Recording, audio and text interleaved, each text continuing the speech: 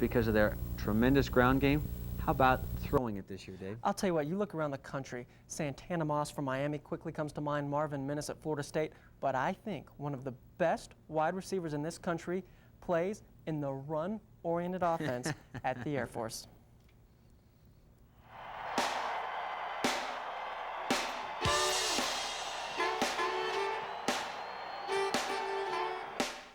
When Mike Thiessen puts it up, chances are Ryan Fleming will get it. I just want the opportunity. I get excited, you know, and you just kind of see the ball, and it's a war to go get it, and I just want to try to make a play. I just want that opportunity. The plays that he's made throughout the year just prove that he's a great receiver, and you know, it's really hard to come by, especially with plays like this, and to get the kind of honor that he did, first team all conference as a wideout, coming out of this place is pretty remarkable. It's extremely remarkable, especially when you consider the fact Fleming is the first Air Force wide receiver to win first-team all-conference honors. Thiessen credits Fleming's deceptive quickness as the main reason, but Fleming insists there's really nothing deceptive about it. If you get by him, who cares if you're deceptively fast? I've always been one of those people, too, where, you know, they're always asking you how much you can bench or how fast you run the 40, and then it's like, well, if you make plays and, you know, you got field speed, who cares? When you take a closer look at Fleming and how he plays the game, it's hard not to think of another familiar, sure-handed wide receiver who plays up the road a little bit. I get more comparisons to Ed McCaffrey all the time, and you know, I have no problem with that. I think he's a great player. I think he's got a shot. You know, if he stays healthy next year and continues to have the kind of season that he did this year, if he does that next year again, I think he'll have a lot of people looking at him. Fleming obviously dreams of playing on Sundays, but right now he's plenty grateful just to still be able to play on Saturdays. They always say, you know, it could be your last play, and I feel like I kind of, you know, that kind of hits home for me because it was for a while, and I don't think anybody really expected me to come back.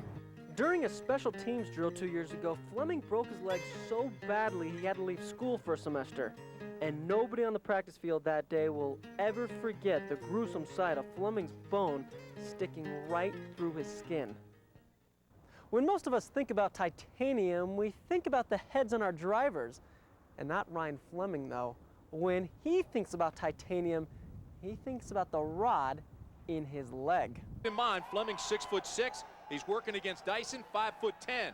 Dyson's a great cornerback, but there's no question. When I went home, all I did all day long, every day for months on end, I think 3 months probably, was wake up in the morning and do like 3.5 hours of rehab, go to lunch, and then start lifting again afterwards. And that was it every day. And, you know, all the while watching, you know, the guys back here win a WAC championship and me not being a part of it, it was pretty difficult. Challenges are obviously nothing new for Fleming, and next season will offer a new one. Fleming will lose his quarterback as well as most of the starting offense. You have to have people surrounded you like that just to even make it happen. And an experienced quarterback in our offense is huge, and I think that showed this year with Mike. And you know, next year we're going to have a new quarterback, and he's going to be inexperienced, so you just never know what's going to happen.